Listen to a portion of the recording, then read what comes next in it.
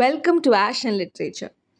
Demystifying knowledge എന്ന ടെക്സ്റ്റിലെ Paulo Freire എഴുതിയ ദി ബാങ്കിങ് കോൺസെപ്റ്റ് ഓഫ് എഡ്യൂക്കേഷനാണ് ഇന്ന് നമ്മൾ ഡിസ്കസ് ചെയ്യാൻ പോകുന്നത്. ഈ ബുക്കിലെ തന്നെ വളരെ ഇമ്പോർട്ടൻ്റ് ആയ ഒരു ചാപ്റ്ററാണിത്. അതുകൊണ്ട് തന്നെ ഓരോ പാരഗ്രാഫ് എടുത്തെടുത്ത് എക്സ്പ്ലെയിൻ ചെയ്യാൻ ട്രൈ ചെയ്യുന്നതായിരിക്കും. ആദ്യം ഈ ചാപ്റ്ററിൻ്റെ കോൺസെപ്റ്റ് എന്താണ്, അതിലെന്താണ് പറയുന്നത്, അതിന് ഇമ്പോർട്ടൻറ്റ് പോയിൻറ്റ്സ് എന്താണ് എന്നൊക്കെ മലയാളത്തിൽ തന്നെ ആദ്യം മനസ്സിലാക്കുക. എങ്കിൽ മാത്രമേ നിങ്ങൾക്ക് ഈസി ആയിട്ട് പഠിക്കാൻ കഴിയുകയുള്ളൂ. എന്നാൽ എക്സാം നമ്മൾ ഇംഗ്ലീഷിലാണ് എഴുതേണ്ടത്. അപ്പോൾ ഈ ഒരു ചാപ്റ്ററിൽ നിന്നും ഏത് ക്വസ്റ്റ്യൻ വന്നാലും ഇംഗ്ലീഷിൽ സിമ്പിളായി എഴുതാൻ പറ്റുന്ന സെൻറ്റൻസുകൾ കൂടി ഉൾപ്പെടുത്തിക്കൊണ്ടൊരു വീഡിയോ ചെയ്യാം. അങ്ങനൊരു വീഡിയോ വേണമെങ്കിൽ ഒന്ന് കമൻറ്റ് ചെയ്താൽ മതി. ഓക്കെ, അപ്പോൾ നമുക്ക് ആദ്യത്തെ പാരഗ്രാഫിൽ തന്നെ നോക്കാം. ഈ ഒരു ചാപ്റ്ററിലുടനീളം നമുക്ക് കാണാൻ കഴിയുന്നത് എഡ്യൂക്കേഷനെ ബാങ്കുമായി കണക്ട് ചെയ്യുകയാണ്. എങ്ങനെയാണോ ബാങ്കിൽ നമ്മൾ പണം ഡെപ്പോസിറ്റ് ചെയ്യുന്നത്, അതുപോലെയാണ് ഇപ്പോഴത്തെ എഡ്യൂക്കേഷണൽ സിസ്റ്റത്തിൽ അറിവുകൾ ഒരു കുട്ടിയിലേക്ക് ഡെപ്പോസിറ്റ് ചെയ്യുക മാത്രമാണ് ചെയ്യുന്നത് എന്ന് പറയുന്നു. ഈ ഒരു ആശയമാണ് ഈ ചാപ്റ്ററിലെ എല്ലാ ലൈനിലും കാണാൻ കഴിയുന്നത്. ഈ ആദ്യത്തെ പാരഗ്രാഫ് തന്നെ നോക്കാം. അവിടെ പറയുന്നത് ഒരു ടീച്ചർ സ്റ്റുഡൻറ് റിലേഷൻഷിപ്പ് എന്നത് നറേറ്റീവ് ആണെന്ന് പറയുന്നു. ആ വേർഡ് ശ്രദ്ധിക്കണം, നറേറ്റീവ്. നറേഷൻ എന്ന് പറഞ്ഞാൽ എന്താണ്? വിവരണം അല്ലേ? ഒരാളിങ്ങനെ ഒരു കാര്യത്തെക്കുറിച്ച് വിവരിക്കുക. ആ നറേഷനിലുള്ള പ്രത്യേകത എന്താണെന്ന് നിങ്ങൾ ശ്രദ്ധിച്ചിട്ടുണ്ടോ? നറേഷനിൽ എപ്പോഴും ഒരാൾ മാത്രമാണ് സംസാരിക്കുക. ഏതെങ്കിലും ഒരു വിവരണത്തിൽ മറ്റൊരാൾ കൂടി സംസാരിക്കുന്നതായി നമുക്ക് കേൾക്കാൻ കഴിയുമോ? ഇല്ല. ഒറ്റൊരാൾ ഒരു കാര്യത്തെക്കുറിച്ച് ഇങ്ങനെ പറഞ്ഞുകൊണ്ടേയിരിക്കും. അതാണ് നറേഷൻ അല്ലേ? അപ്പോൾ ഇപ്പോഴുള്ള സ്കൂളിൽ സ്റ്റുഡൻറ് ടീച്ചർ റിലേഷൻഷിപ്പ് എന്നത് നറേറ്റീവ് ആണെന്ന് പറയുന്നു. അതായത് അവിടെ ടീച്ചർ മാത്രമേ സംസാരിക്കുന്നുള്ളൂ. അവിടെ ടീച്ചറാണ് മെയിൻ ക്യാരക്ടർ. സ്റ്റുഡൻറ്റിന് അവിടെ ഒരു റോളുമില്ല. ടീച്ചറാണ് അവിടുത്തെ നറേറ്റിംഗ് സബ്ജക്റ്റ്. ആ പറഞ്ഞുകൊണ്ടിരിക്കുന്ന സബ്ജക്റ്റ് ഇല്ലേ, ആ വ്യക്തി ടീച്ചറാണ്. അപ്പോൾ സ്റ്റുഡൻസ് ആരാണ്? ലിസണിങ് ഓബ്ജക്ട്സ്, കേട്ടുകൊണ്ടിരിക്കുന്ന വസ്തുക്കൾ മാത്രമാണ് കുട്ടികൾ. നമ്മൾ പഠിപ്പിക്കുന്ന കണ്ടൻറ്റ് അതിപ്പോൾ വാല്യൂസ് എന്ന് വെച്ചാൽ എന്താ? മൂല്യങ്ങൾ or empirical dimensions of reality എന്ന് പറയുന്നു. എംപെരിക്കൽ എന്നതുകൊണ്ട് അനുഭവം എന്നാണ് അർത്ഥം. ഓക്കെ, അപ്പോൾ നമ്മൾ പഠിപ്പിക്കുന്ന കാര്യങ്ങൾ മൂല്യത്തെക്കുറിച്ചായിരിക്കാം, അല്ലെങ്കിൽ ഞാനിപ്പോൾ പറഞ്ഞ അനുഭവത്തെക്കുറിച്ചായിരിക്കാം. രണ്ടാണെങ്കിലും ഈ ടീച്ചർ ഈ നരേഷൻ മാത്രമേ അവിടെ നടത്തുകയുള്ളൂ. ഒരു വ്യക്തിക്ക് മൂല്യം എന്താണെന്ന് അറിയണമെങ്കിൽ അല്ലേ, അല്ലെങ്കിൽ എംപെരിക്കലായ എന്തെങ്കിലും ഒരു കാര്യം അറിയണമെങ്കിൽ അത് അനുഭവിക്കണം, അല്ലെങ്കിൽ അത് എന്താണ് എന്ന് ചെയ്തു നോക്കണം, തൊട്ടറിയണം, കണ്ടറിയണം. പക്ഷെ ഇവിടെ അതൊന്നും നടക്കുന്നില്ല. ഇവിടെ നടക്കുന്നത് നറേഷനാണ്. ടീച്ചർ സംസാരിക്കുന്നു, സ്റ്റുഡൻസ് അത് ലിസൺ ചെയ്യുന്ന ഒബ്ജക്ട്സ് മാത്രമാണ്. അപ്പോൾ അവർക്ക് കിട്ടുന്നത് എന്താണ്? ലൈഫ്ലെസ്, ജീവനില്ലാത്തവയാണ് അവസാനം അവർക്ക് ലഭിക്കുന്ന ആ റിസൾട്ട്. അതുപോലെ പെട്രിഫൈഡ് എന്നൊരു വാക്കുകൂടി കാണാം. എന്ന് വെച്ചാൽ എന്താ? പാറ പോലെ ഉറച്ചത്.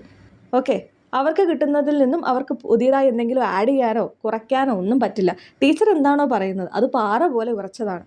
ലൈഫ്ലെസ് ആണ് അവരെ സംബന്ധിച്ചിടത്തോളം. അതിന് ജീവനില്ല. ടീച്ചർ എന്തു പറയുന്നു അത് വിശ്വസിക്കുക. അതിൽ കൂടുതലുമില്ല, കുറയലുമില്ല. ഓക്കെ, അപ്പോൾ education is suffering from narration sickness എന്നാണ് പറയുന്നത്. വിവരണം മാത്രമാണ് ഒരു ക്ലാസ് റൂമിൽ ഇപ്പോൾ നടക്കുന്നത്. അത് പറഞ്ഞുകൊണ്ടാണ് നമ്മുടെ ഈ ഒരു ചാപ്റ്റർ ആരംഭിക്കുന്നത് തന്നെ. അടുത്ത പാരഗ്രാഫ് നോക്കാം. അതിലെന്താണ് പറയുന്നത്? ടീച്ചർ എന്തിനെക്കുറിച്ചാണ് സംസാരിക്കുന്നത്? ടീച്ചർ പറയുന്ന കാര്യങ്ങളൊക്കെ മോഷൻലെസ് ആണെന്ന് പറയുന്നു. അനക്കമില്ലാത്ത കാര്യങ്ങളാണ് കുട്ടികളെ സംബന്ധിച്ചിടത്തോളം. അത് സ്റ്റാറ്റിക് ആണ്. സ്റ്റാറ്റിക് എന്ന് പറഞ്ഞാൽ എന്താ? അനക്കമില്ലാത്തത്. കമ്പാർട്ട്മെൻ്റലൈസ്ഡ്, പരിധികളുള്ളത്. ഒരു കമ്പാർട്ട്മെൻറ്റിൽ അടച്ചിട്ടിരിക്കുന്നത് പോലെയാണ് പറയുന്ന കാര്യങ്ങളെല്ലാം. പ്രെഡിക്റ്റബിൾ ആണ്. അവർക്ക് ഊഹിക്കാം എന്താണ് സംഭവിക്കാൻ പോകുന്നതെന്ന്. എന്ന് വെച്ചാൽ എന്താ? ഒരു ഇൻട്രസ്റ്റും ഇല്ല.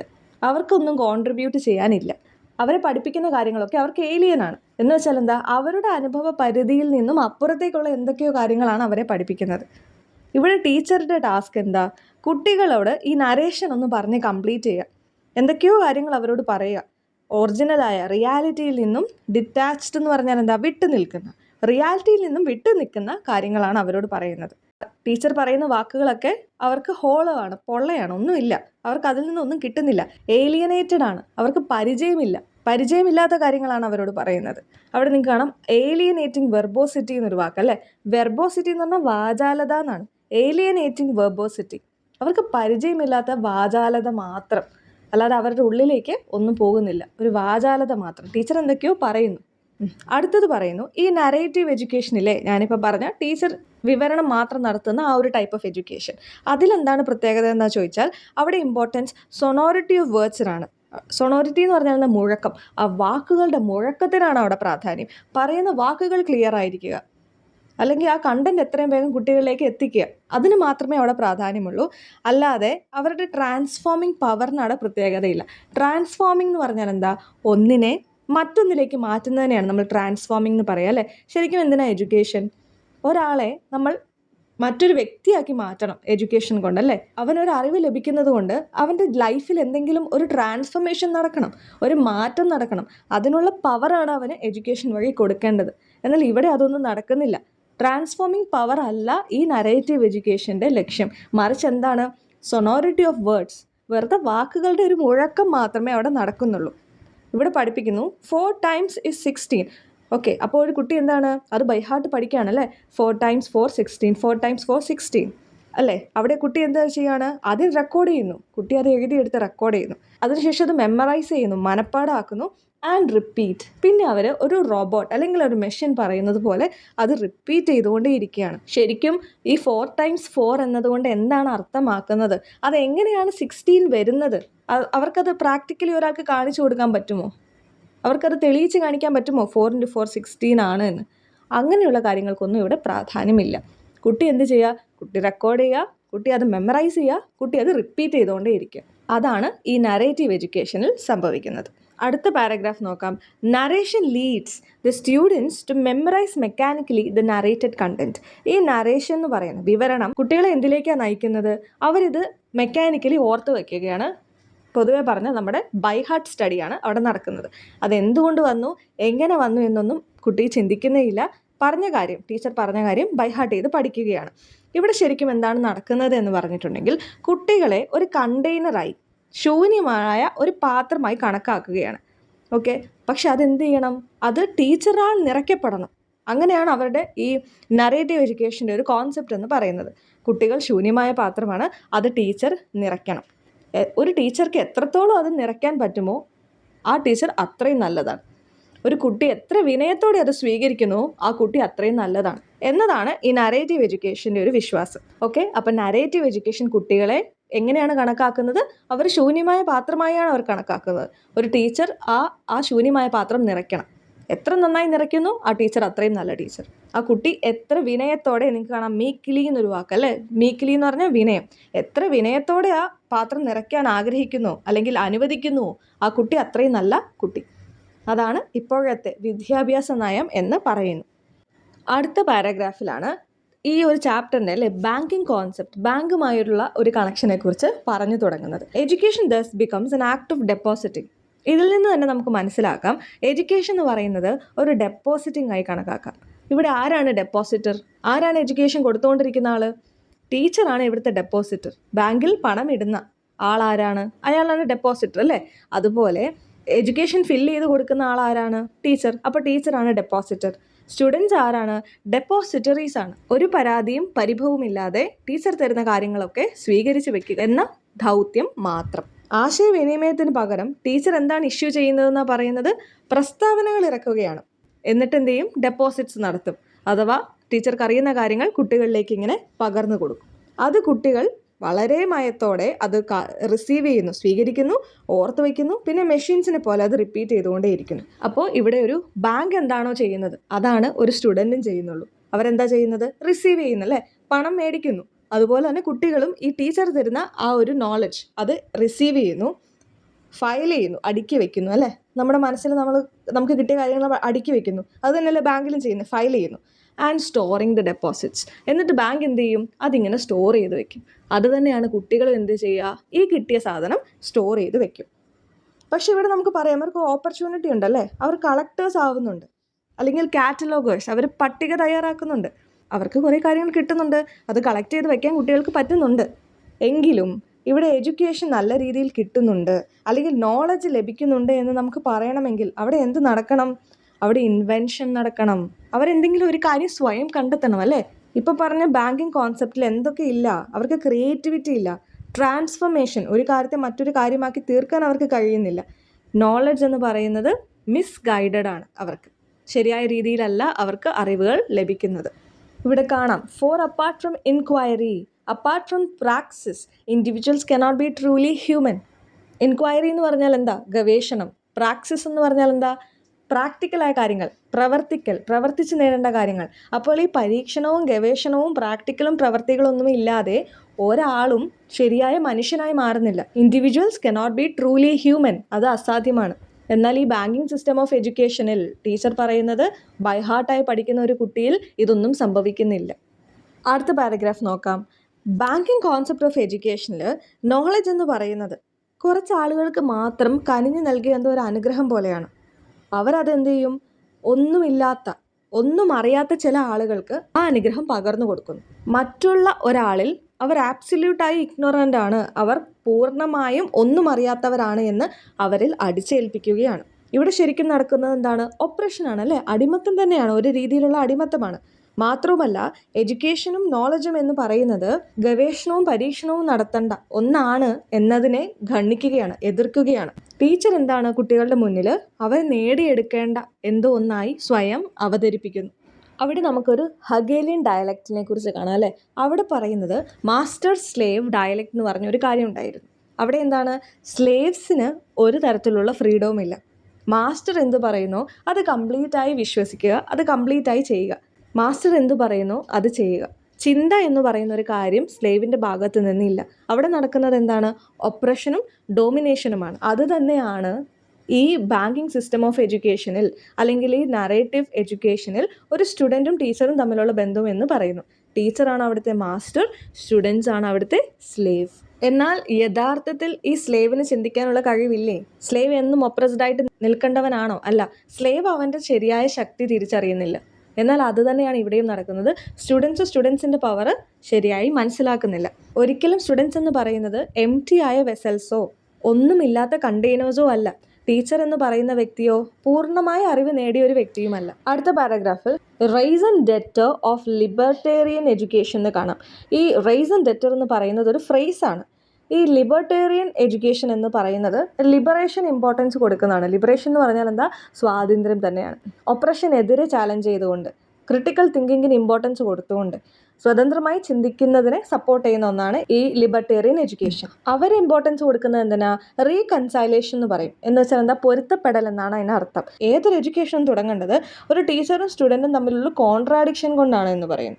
എന്ന് വെച്ചാൽ എന്താണ്? ഒരു ടീച്ചർ ഒരു കാര്യം ഒരു കുട്ടികൾക്ക് മുന്നിൽ അവതരിപ്പിക്കുമ്പോൾ ഒരു കാര്യം ഡയറക്റ്റ് പറയാതെ ആ കുട്ടികളത് ഗണ്ണിക്കട്ടെ, അങ്ങനെ അവരുടെ തെറ്റ് അവർ മനസ്സിലാക്കണം, അത് അവരെ പുതിയ ആശയങ്ങളിലേക്ക് നയിക്കുക. പിന്നീട് അവർ ചിലപ്പോൾ തെറ്റായ വഴിയിൽ കൂടെ ആയിരിക്കും പോവുക. അങ്ങനെ പോയി അതിൽ നിന്ന് ആ തെറ്റ് അവർ കണ്ട് മനസ്സിലാക്കുമ്പോൾ ശരിയായ പാത അവർക്ക് തന്നെ കണ്ടെത്താൻ കഴിയും. അങ്ങനെ ഫൈനലി എന്ത് ചെയ്യും? അവർ ഒരു സൊല്യൂഷനിൽ എത്തിച്ചേരും. അവിടെ ഒരു പൊരുത്തപ്പെടൽ ഉണ്ടാകും ടീച്ചറും സ്റ്റുഡൻസും തമ്മിൽ. അങ്ങനെയാണ് ഒരു കുട്ടി പൂർണ്ണമായ എഡ്യൂക്കേഷനിലേക്ക് എത്തുക. അല്ലാതെ ബൈ ഹാർട്ട് ലേണിംഗ് കാര്യം ഇങ്ങനെയാണ് എന്ന് കുട്ടികൾക്ക് മുന്നിൽ പ്രസൻറ്റ് ചെയ്യുന്നതിനെ എതിർക്കുകയാണ് ഇവിടെ. എന്നാൽ ഇങ്ങനെ ഒരു സൊല്യൂഷൻ എന്ന് പറയുന്നൊരു കാര്യം ബാങ്കിങ് കോൺസെപ്റ്റിൽ കാണാൻ പറ്റില്ല. അങ്ങനെ ഒരു കാര്യമേ അവിടെ ഇല്ല. എന്നാൽ അവിടെയുള്ള കാര്യങ്ങൾ എന്തൊക്കെയാണ് ഇവിടെ കൊടുത്തിട്ടുണ്ട് അല്ലേ? ടീച്ചർ പഠിപ്പിക്കും, സ്റ്റുഡൻസ് പഠിക്കും. ടീച്ചറിന് എല്ലാ കാര്യങ്ങളും അറിയാം, കുട്ടികൾക്ക് ഒന്നും അറിയില്ല. കുട്ടികൾ ടീച്ചർ എന്താണോ ചിന്തിക്കുന്നത് അതിനെക്കുറിച്ച് മാത്രം ചിന്തിക്കും. ടീച്ചർ സംസാരിക്കും, കുട്ടികൾ കേൾക്കും. പ്രത്യേകിച്ച് അവിടെ മീക്ക്ലി എഴുതിയിട്ടുണ്ട്, കുട്ടികൾ വിനയത്തോടെ കേൾക്കും. ടീച്ചർ തിരഞ്ഞെടുക്കുന്നു, കുട്ടികൾ അത് അനുസരിക്കുന്നു. ടീച്ചർ പ്രവർത്തിക്കുന്നു, കുട്ടികൾക്ക് പ്രവർത്തിക്കുന്നു എന്നൊരു ഇല്യൂഷൻ കിട്ടുന്നു. ഫോർ എക്സാമ്പിൾ, നമുക്കറിയാം അല്ലെ, സയൻസിലൊക്കെ പ്രാക്ടിക്കലായ കാര്യങ്ങളൊക്കെ ഉണ്ടെങ്കിലും ടീച്ചറാണ് അത് ചെയ്യുക. ടീച്ചർ ഒരു ടെസ്റ്റ് ട്യൂബ് എടുക്കുന്നുണ്ടാവും, അതിലേക്ക് ടീച്ചർ എന്തെങ്കിലുമൊക്കെ ആഡ് ചെയ്യുന്നുണ്ടാവും. ഇതെല്ലാം കുട്ടികൾ കാണുന്നതോടെ കുട്ടികൾ ഒരു ആക്ഷനും നടക്കുന്നില്ല, അവരെന്തൊക്കെയോ ചെയ്യുന്നു എന്നൊരു ഇല്യൂഷൻ അവർക്ക് ഉണ്ടാകുന്നു എന്ന് മാത്രം. ടീച്ചർ പ്രോഗ്രാം കോണ്ടന്റ് തിരഞ്ഞെടുക്കുന്നു, കുട്ടികൾ അവരോട് ആരും അഭിപ്രായം ഒന്നും ചോദിക്കുന്നില്ല. ടീച്ചർ എന്താണോ തിരഞ്ഞെടുത്തത് കുട്ടികൾ അതിനോട് അഡ്ജസ്റ്റ് ചെയ്യുന്നു. കുട്ടികൾക്ക് യാതൊരു തരത്തിലുള്ള ഫ്രീഡംസും ഇല്ല. കുട്ടികൾ അവിടെ വെറും ഓബ്ജക്ട്സായി, വസ്തുക്കളായി മാത്രം കണക്കാക്കപ്പെടുന്നു. ഈ ബാങ്കിങ് കോൺസെപ്റ്റ് ഓഫ് എഡ്യൂക്കേഷനിൽ തന്നെ ആളുകളെ, മനുഷ്യന്മാരെ മാനേജ് ചെയ്യാൻ പറ്റുന്ന, അല്ലെങ്കിൽ അവരുടെ ഇഷ്ടത്തിനനുസരിച്ച് അഡാപ്റ്റ് ചെയ്യാൻ പറ്റുന്ന, അഡ്ജസ്റ്റ് ചെയ്യാൻ പറ്റുന്ന, ചേഞ്ച് ചെയ്യാൻ പറ്റുന്ന വസ്തുക്കളായാണ് കണക്കാക്കുന്നത്. കുട്ടികൾ എത്രത്തോളം ഡെപ്പോസിറ്റ് ചെയ്യുന്നു ബാങ്കിൽ, അതായത് എന്താണ്, കുട്ടികൾ എത്രത്തോളം ഈ ബൈ ഹാർട്ട് ലേണിങ്ങിന് അടിമപ്പെടുന്നു, അത്രത്തോളം എന്താ അവർക്ക് സ്വതന്ത്രമായി ചിന്തിക്കാനുള്ള ശക്തിയും നഷ്ടപ്പെടുന്നു. ശരിയും തെറ്റും വേർതിരിച്ചറിഞ്ഞ് ചിന്തിക്കാനുള്ള അവരുടെ ശക്തിയും നഷ്ടപ്പെടുന്നു. ഈ ബാങ്കിങ് എഡ്യൂക്കേഷൻ്റെ ശക്തി എന്താണ്? അവർക്ക് എന്ത് ചെയ്യാൻ കഴിയുന്നു? അവർക്ക് കുറയ്ക്കാൻ കഴിയുന്നു, മിനിമൈസ്, അല്ലെങ്കിൽ അവർക്ക് ക്യാൻസൽ ചെയ്ത് കളയാൻ കഴിയുന്നു. അന്നൽ എന്ന് പറഞ്ഞാൽ ക്യാൻസൽ. ക്രിയേറ്റീവായി ചിന്തിക്കാനുള്ള ഒരു കുട്ടിയുടെ പവറാണ് ക്യാൻസലാക്കി കളയുന്നത്. അതുവഴി അവരെന്താണ് ഉണ്ടാക്കിയെടുക്കുന്നത്? ക്രെഡിലിറ്റി എന്ന് പറഞ്ഞാൽ എന്തും വിശ്വസിക്കുന്ന സ്വഭാവം, അത് കുട്ടികൾ ഉണ്ടാക്കിയെടുക്കുകയാണ്. ഇവിടെ ടീച്ചർ പറയുന്നൊരു കാര്യം ഒരു ബൈ ഹാർട്ടായി പഠിക്കുകയാണ് അല്ലേ. എന്നാൽ അത് എന്തുകൊണ്ട് അങ്ങനെ വന്നു എന്ന് ചിന്തിക്കുന്നില്ല. അങ്ങനെ ചിന്തിക്കാതെ ശീലിക്കുന്ന ഒരു കുട്ടി ഭാവിയിൽ എന്താണ്, ആരെന്ത് പറഞ്ഞാലും വിശ്വസിക്കും. അതുകൊണ്ട് തന്നെ ഈ ഒപ്രസർ അവരുടെ ഇഷ്ടത്തിനാണ്, അവരുടെ ഇൻട്രസ്റ്റിനാണ് കാര്യങ്ങളൊക്കെ പോകുന്നത്. അതുകൊണ്ട് പുതിയ എന്തെങ്കിലും ഒരു എക്സ്പെരിമെൻ്റ് എഡ്യൂക്കേഷൻ വന്നാൽ, അല്ലെങ്കിൽ എന്തെങ്കിലും ഒരു സിലബസിൽ ചേഞ്ച് ഉണ്ടാകുന്നു, അല്ലെങ്കിൽ മോഡ് ഓഫ് ടീച്ചിങ് മാറ്റുന്നു എന്നൊക്കെ ഒരു പുതിയ കാര്യം വരുമ്പോഴേക്ക് എന്ത് ചെയ്യും, അവരിതിനെ ശക്തമായി എതിർക്കും. അതുകൊണ്ടുണ്ടാകുന്ന നെഗറ്റീവായ കാര്യങ്ങളെക്കുറിച്ച് മാത്രം അവർ ഉന്നയിക്കും. ഈ ഒപ്രസേഴ്സ്, അടിച്ചമർത്തുന്നവർ, അവരെന്താണ് ചെയ്യുന്നത്, ഈ അടിച്ചമർത്തപ്പെട്ടവരില്ലേ അവരുടെ ചിന്തകളെയാണ് ഇവർ ചേഞ്ച് ചെയ്യുന്നത്, അവരെയാണ് ഇവർ കൺട്രോൾ ചെയ്യുന്നത്. അല്ലാതെ ആ സിറ്റുവേഷൻ, അടിച്ചമർത്തപ്പെടുന്നവരെ ഒപ്രസ് ചെയ്യുന്ന ആ സിറ്റുവേഷൻ ഒരിക്കലും അവർ ചേഞ്ച് ചെയ്യില്ല. ഈ ഒപ്രസ്ഡ് ആയ ആൾക്കാരെ, അവരുടെ മനസ്ഥിതി മാത്രമാണ് ഇവർ ചേഞ്ച് ചെയ്യാൻ ശ്രമിക്കുക. എങ്കിൽ മാത്രമേ ഇത്തരക്കാർക്ക് ഡോമിനേറ്റ് ആയി നിൽക്കാൻ കഴിയുകയുള്ളൂ. ആളുകൾക്ക് ഫ്രീഡം കൊടുക്കാതെ, അവരുടെ ശക്തി എന്താണെന്ന് തിരിച്ചറിയാൻ അവരെ അനുവദിക്കാതെ, അവരെ അടിമകളാക്കി നിലനിർത്തിക്കൊണ്ടു പോവുക. പാറ്റേണലിസ്റ്റിക് എന്ന് പറഞ്ഞാൽ എന്താ, ഫ്രീഡം ഇല്ലാത്ത, ഡോമിനേഷൻ മാത്രമുള്ള. അടുത്ത പാരഗ്രാഫിൽ പറയുന്നത്, ഈ ബാങ്കിങ് കോൺസെപ്റ്റ് ഓഫ് എഡ്യൂക്കേഷൻ ഇല്ലേ, അതനുസരിച്ച് അവരുടെ കൺസെപ്റ്റ് അനുസരിച്ച് ടീച്ചേഴ്സിൻ്റെ ടാസ്ക് എന്താണെന്ന് വെച്ചിട്ടുണ്ടെങ്കിൽ, ഓൾറെഡി സംഭവിച്ച എന്തെങ്കിലും ഒരു കാര്യം അല്ലേ, അതിൻ്റെ രീതിയിലൊന്ന് ഓർഗനൈസ് ചെയ്ത് അടുക്കി കുട്ടികൾക്ക് അത് നൽകുക, ഇൻഫർമേഷൻ അവരിലേക്ക് ഡെപ്പോസിറ്റ് ചെയ്യുക. ഈ സ്റ്റുഡൻസ് ഇത് പാസീവായാണ് സ്വീകരിക്കുന്നത് അല്ലേ. പാസീവിന് ഓപ്പോസിറ്റായ വാക്ക് എന്താണ്, ആക്റ്റീവ്. അവർക്ക് ഇതിൽ ആക്റ്റീവായ ഒരു റോളുമില്ല.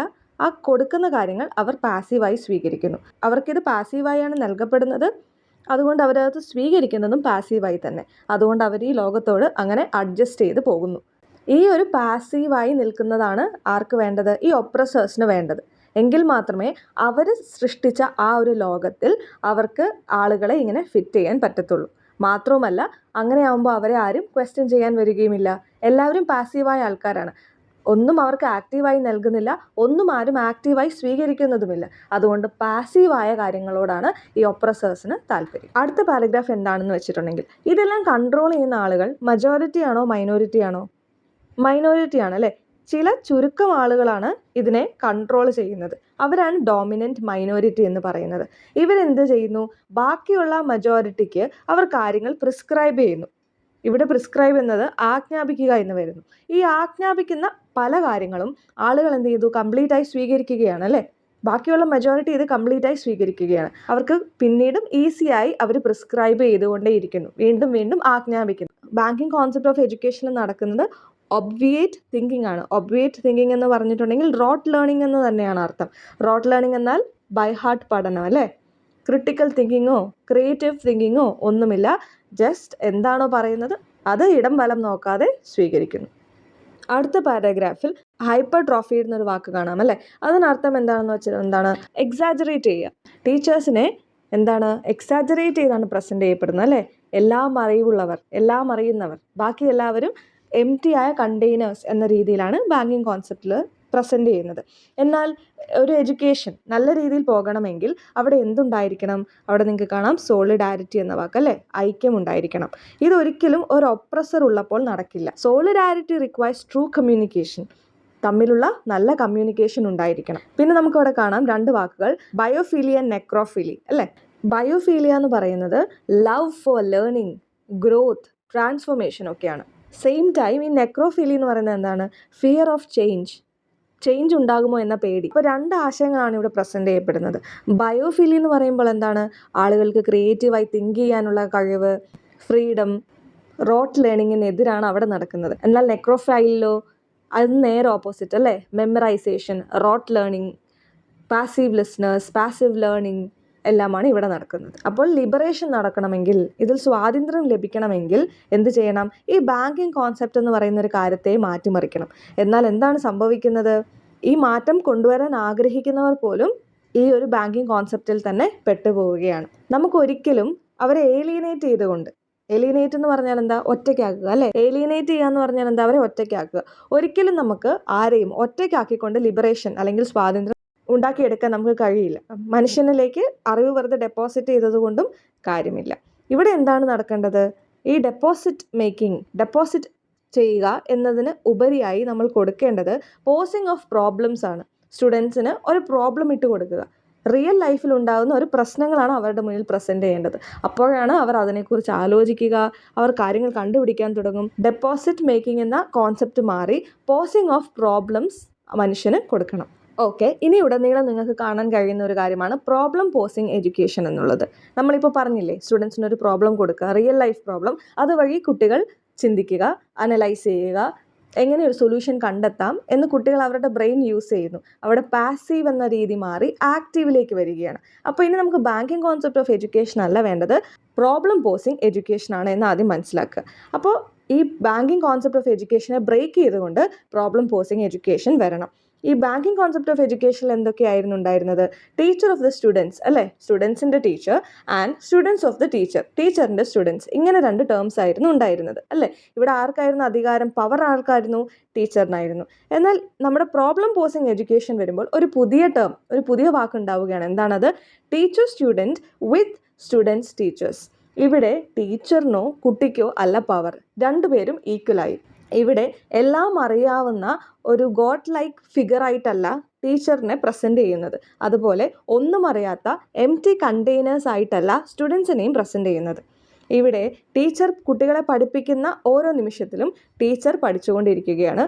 അതുപോലെ ടീച്ചേഴ്സ് എന്ത് ചെയ്യാണ്? കുട്ടികളെ ഗൈഡ് ചെയ്യുന്നു, അവർക്ക് കിട്ടേണ്ട ഇൻഫർമേഷൻസ് കറക്റ്റായി കിട്ടുന്നുവെന്ന് ഉറപ്പ് വരുത്തുന്നു. ഇവിടെ അതോറിറ്റിക്ക് ചെയ്യാൻ കഴിയുന്ന എന്താണ്? അവർ ഫ്രീഡത്തിൻ്റെ സൈഡിൽ നിൽക്കണം, ഒരിക്കലും ഫ്രീഡത്തിന് എതിര് നിൽക്കരുത്.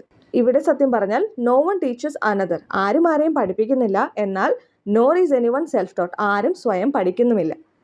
എന്ന് വെച്ചാൽ എന്താണ്? ആരും ആരുടെ മേലും ഒരു പവർ ചെലുത്തുന്നില്ല.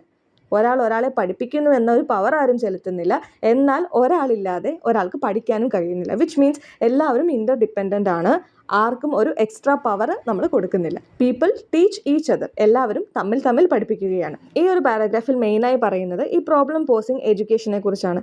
ഇതിൽ ഓരോ ആളുകളെയും അല്ലെങ്കിൽ ഓരോ സ്റ്റുഡൻസിനെയും അൺഫിനിഷ്ഡായ, അൺകംപ്ലീറ്റഡ് ആയ ആളുകളെ കാണുന്നു. ശ്രദ്ധിക്കണം, ഇവിടെ ഒന്നിനെയും എംറ്റി ആണെന്ന് പറയുന്നില്ല, കംപ്ലീറ്റ് ആവാൻ ശ്രമിക്കുന്ന ഒന്നായാണ് കാണുന്നത്. ഒരിക്കലും എംറ്റി ആണ് എന്ന് പറയുന്നില്ല, ഒന്നും അതിലില്ല എന്ന് പറയുന്നില്ല, എന്നാൽ കംപ്ലീറ്റ് അല്ല. മറ്റുള്ള ആനിമൽസിനെ കമ്പയർ ചെയ്യുമ്പോൾ മനുഷ്യൻ്റെ ഒരു പ്രത്യേകത ഇവിടെ എന്താണെന്ന് പറയുന്നു? മനുഷ്യനറിയാം താൻ അൺഫിനിഷ്ഡ് ആണ് എന്ന്, താൻ ഇൻകംപ്ലീറ്റ് ആണെന്ന് മനുഷ്യനറിയാം. ഇത് തന്നെയാണ് എഡ്യൂക്കേഷനുള്ള മെയിനായ വേരുകളെന്ന് പറയുന്നത്. അവൻ അൺഫിനിഷ്ഡ് ആണ് എന്ന മനുഷ്യൻ്റെ ബോധ്യം തന്നെയാണ് വീണ്ടും വീണ്ടും അവസാനമില്ലാതെ കാര്യങ്ങൾ മനസ്സിലാക്കാനും പഠിക്കാനും അവനെ പ്രേരിപ്പിക്കുന്നത്. Education is thus constantly remade in the practice. നമ്മൾ നേരത്തെ പറഞ്ഞിരുന്നു, പ്രാക്ടീസ് എന്ന വാക്കിനർത്ഥം പ്രവർത്തിക്കൽ അല്ലേ, പ്രാക്ടിക്കലാണ്. അപ്പോൾ എഡ്യൂക്കേഷൻ എന്നത് സംഭവിക്കണമെങ്കിൽ പ്രവർത്തനം നടക്കണം, പ്രാക്ടിക്കൽ നടക്കണം. ബാങ്കിങ് കോൺസെപ്റ്റ് ഓഫ് എഡ്യൂക്കേഷൻ അല്ലെങ്കിൽ ബാങ്കിങ് മെത്തേഡ് എന്തിൽ വിശ്വസിക്കുന്നു? അവർ വിശ്വസിക്കുന്നത് പെർമനൻസിലാണ്, ദൃഢമായി നിൽക്കുന്നു. നമ്മൾ നേരത്തെ പറഞ്ഞല്ലേ, പാറ പോലെ ഉറച്ചത്. അതിന് അവർ സ്റ്റാറ്റിക് ആണ്, ഒരനക്കവുമില്ല, അങ്ങനെ നിൽക്കുന്നു. എന്നാൽ ഇതോ പ്രോബ്ലം പോസിങ് എഡ്യൂക്കേഷൻ എന്തിലാണ് വിശ്വസിക്കുന്നത്? ഡൈനാമിക് ആണ്, അവർ സ്റ്റാറ്റിക് അല്ല. ഡൈനാമിക് എന്ന് പറഞ്ഞാൽ എന്താ? മാറിക്കൊണ്ടിരിക്കുകയാണ്, മാറ്റമുണ്ട്, ഫ്ലെക്സിബിൾ ആണ്. ഏത്? Problem posing education. അടുത്ത പാരഗ്രാഫിലും ഈ ബാങ്കിങ് മെത്തേഡിനെയും പ്രോബ്ലം പോസിങ് മെത്തേഡിനെയും തമ്മിൽ കമ്പയർ ചെയ്യുന്നത് കാണാം. ബാങ്കിങ് മെത്തേഡിൽ അവർ വിശ്വസിക്കുന്നത് എന്താണ്? അല്ലെങ്കിൽ വീണ്ടും വീണ്ടും അവർ പറഞ്ഞു പഠിപ്പിക്കുന്നത് ഫാറ്റലിസ്റ്റിക് പെർസെപ്ഷൻ ആണ്. ഫാറ്റലിസ്റ്റിക് എന്ന് പറഞ്ഞാൽ എന്താ? ഒരു കാര്യം അങ്ങനെ തന്നെ ആയിരിക്കും എന്നും ഉള്ള വിശ്വാസം. മീൻസ് മനുഷ്യൻ എന്ത് ചെയ്താലും ചില കാര്യങ്ങൾ അങ്ങനെ തന്നെ സംഭവിക്കും. ചില ആളുകൾ പറയുന്ന കേൾക്കാം അല്ലേ, ഞാനിപ്പോൾ എന്ത് ചെയ്താലും അങ്ങനെ നടക്കാൻ പോകുന്നുള്ളൂ. അത് ശരിക്കും ഒരു നെഗറ്റീവായൊരു ബിഹേവിയറാണ്. മനുഷ്യന് ഒന്നും കോൺട്രിബ്യൂട്ട് ചെയ്യാനില്ല എന്നും നടക്കേണ്ടത് അതുപോലെ തന്നെ നടക്കും എന്നുമുള്ള ആ ഒരു വിശ്വാസം, അതിനെയാണ് ബാങ്കിങ് കോൺസെപ്റ്റ് എന്ത് ചെയ്യുന്നത്? പ്രൊമോട്ട് ചെയ്യുന്നത്. എന്നാൽ പ്രോബ്ലം പോസിങ് മെത്തേഡിലോ ഈ പറഞ്ഞ സിറ്റുവേഷൻ തന്നെയാണ് അവർ പ്രശ്നമാക്കി പ്രസൻറ്റ് ചെയ്യുന്നത്. എങ്ങനെ ഇത്തരം സിറ്റുവേഷൻസിന് മാറ്റം വരുത്താം എന്നതാണ് ഇതിൽ കൂടെ കണ്ടെത്താൻ നമുക്ക് സാധിക്കുക. മനുഷ്യൻ്റെ ഇടപെടൽ കൊണ്ടുണ്ടാകുന്ന ചേഞ്ചസ് നമുക്ക് എങ്ങനെ ഒരു സിറ്റുവേഷൻ മാറ്റിമറിക്കാം എന്നതിനാണ് പ്രോബ്ലം പോസിങ് എഡ്യൂക്കേഷൻ ഇമ്പോർട്ടൻസ് കൊടുക്കുന്നത്. പ്രോബ്ലം പോസിങ് എഡ്യൂക്കേഷൻ കൊണ്ട് ഒരാൾക്ക് എന്ത് ചെയ്യാൻ കഴിയും? അവർക്ക് എമാൻസിപ്പേഷന് വേണ്ടി ഫൈറ്റ് ചെയ്യാൻ പറ്റും. എമാൻസിപ്പേഷൻ എന്ന് പറഞ്ഞാൽ എന്താ? ഈ അടിമത്തത്തിൽ നിന്നുള്ള ഫ്രീഡം, ഈ ഫ്രീഡം ഫ്രം ഒപ്രഷൻ ആണ് എന്ത്? എമാൻസിപ്പേഷൻ. അപ്പോൾ ഈ പ്രോബ്ലം പോസിങ് എഡ്യൂക്കേഷൻ കിട്ടിയാൽ മാത്രമേ ഒരാൾക്ക് ഈ ഒപ്രഷനെതിരെ ഉള്ള ഫൈറ്റ് ചെയ്യാൻ പറ്റുകയുള്ളൂ. To the end, it enables teachers and students to become subjects of the educational process by overcoming authoritarianism and an alienating intellectualism. ഈ പ്രോബ്ലം പോസിങ് എഡ്യൂക്കേഷൻ കാരണം നമുക്ക് എന്തിനെ എതിർക്കാൻ കഴിയുന്നു? അതോറിറ്റേറിയനിസത്തെ എതിർക്കാൻ കഴിയുന്നു. എന്താണ് ഈ അതോറിറ്റേറിയനിസം? ഡിക്റ്റേറ്റർഷിപ്പ് പോലെ അല്ലേ, ഒരാൾ മാത്രം കൺട്രോൾ ചെയ്യുന്ന, ഇൻഡിവിജ്വൽ ഫ്രീഡം ഇല്ലാത്ത ആ അവസ്ഥ മാറണമെങ്കിൽ പ്രോബ്ലം പോസിങ് എഡ്യൂക്കേഷൻ വേണം. മാത്രമല്ല എന്തിൽ നിന്നും നമുക്ക് ഓവർകം ചെയ്യാൻ കഴിയും? ഏലിയനേറ്റിംഗ് ഇൻ്റലക്ച്വലിസം.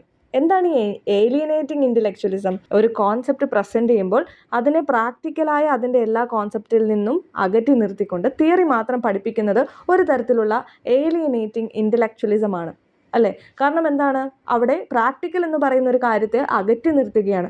അപ്പോൾ അത് മനസ്സിലാക്കാൻ ശ്രമിക്കുന്ന കുട്ടിക്ക് ഒരു ടോട്ടലായ ഇൻഫർമേഷൻ കിട്ടുന്നില്ല. അതുപോലെ എന്തെങ്കിലും ഒരു കാര്യം പഠിപ്പിക്കുമ്പോൾ അതിൻ്റെ സോഷ്യൽ ആസ്പെക്ട്സ് ഒന്നും നമ്മൾ ചർച്ച ചെയ്യുന്നില്ല, അല്ലെങ്കിൽ അതിൻ്റെ റിയൽ വേൾഡ് ആയ ആപ്ലിക്കേഷൻ ഒന്നും നമ്മൾ പഠിപ്പിക്കുന്നില്ല. അതുകൊണ്ട് ആ കുട്ടിക്ക് എന്ത് ഗുണമാണ് ഉണ്ടാകുന്നത്? ഒരു ഗുണവും ഉണ്ടാകുന്നില്ല. ഇതെന്തിനാണ് പഠിക്കുന്നത്, ഇതുകൊണ്ടുള്ള ഗുണം എന്താണ്, ഇതെന്തിനാണ് എന്നറിയാതെ എന്തൊക്കെയോ ആ കുട്ടി പഠിക്കുന്നത് കൊണ്ട് അതിലൊരു കാര്യവുമില്ല അല്ലേ? അതുകൊണ്ട് അതിൻ്റെ ടോട്ടാലിറ്റി നഷ്ടപ്പെടുത്തുന്ന പാർട്ടുകൾ എടുത്ത് മാറ്റി നിർത്തുമ്പോൾ അത് ശരിക്കും ഏലിയനേറ്റിംഗ് ഇൻ്റലക്ച്വലിസമാണ്. എന്നാൽ ഇതൊക്കെ മാറണമെങ്കിൽ ബാങ്കിങ് കോൺസെപ്റ്റ് ഓഫ് എഡ്യൂക്കേഷൻ ഇല്ലാതെ ആകണം. എങ്കിൽ മാത്രമേ ഈ ലോകത്തെ ട്രാൻസ്ഫോം ചെയ്യാൻ ആർക്ക് കഴിയുകയുള്ളൂ? സ്റ്റുഡൻസിന് കഴിയുകയുള്ളൂ. ഓക്കെ, നമുക്ക് ലാസ്റ്റ് പാരഗ്രാഫ് നോക്കാം. Problem posing education does not and cannot serve the interest of the oppressor.